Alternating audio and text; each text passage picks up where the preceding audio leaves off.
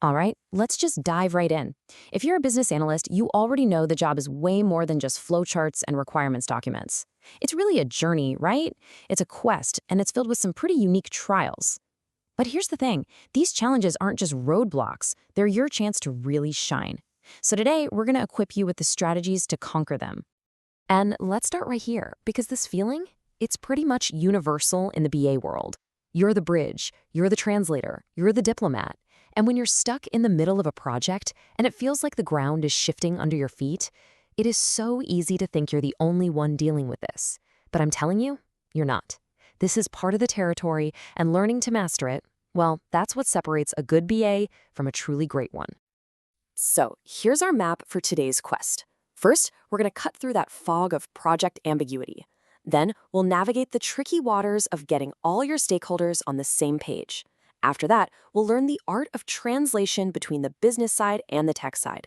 And finally, we'll figure out how to become a real champion for change. Okay, our first trial. This is the classic villain of pretty much every project, ambiguity. You know that creeping feeling when requirements are vague, they're constantly changing, and you can just feel that scope creep lurking around every single corner. It's definitely frustrating, but it's also exactly where a BA's ability to bring clarity is needed most. So why does this even happen? It's usually not malicious. A lot of times it just comes from vague initial requests or, and this one is super common, stakeholders who genuinely don't know what they want until they actually see something. It's that classic "I'll know it when I see it" problem. They need something tangible to react to, and that's when the changes start pouring in. So how do you get a handle on this? Here are 3 absolutely essential tools for your toolkit. First up, probing questions. Never, ever accept a surface-level request.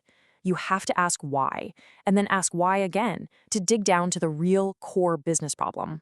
Second, create visual models. A simple process flow or a wireframe can uncover gaps and misunderstandings so much better than a 10-page document ever could. And third, implement a change control process. This just puts a formal system in place for how changes are requested and approved, and it brings some much-needed order to the chaos. Let's move on to our next challenge because it builds right on the last one. We've clarified the what, so now we have to align the who. This is where things can get a little political. You've got different departments, they've got different priorities, and sometimes it feels like they're all pulling the project in their own direction. This is a tough one, for sure. How do you get everyone to buy in when, say, the marketing team's goal completely conflicts with the finance team's budget? Or what about when a key person is just too busy to give you the time of day because, honestly, they just don't see the value? The secret here is to shift your thinking from just managing requirements to actively managing relationships. All right, so here's how you tackle this. You need to focus your energy. Start with a stakeholder analysis. This helps you map out who has influence and what they actually care about. It lets you tailor your approach to each person. Next, you have to find your project champions. These are the enthusiastic, influential people who really believe in the project. They will become your greatest allies, trust me. And finally, always communicate the why. Don't just ask for their time, show them exactly how their input leads to project success, and in the end, how it benefits them. This brings us to what is maybe the most vital function of a business analyst, being the translator. You stand right in the middle, taking the language of business needs and converting it into the language of technical solutions, and then doing the exact same thing in reverse.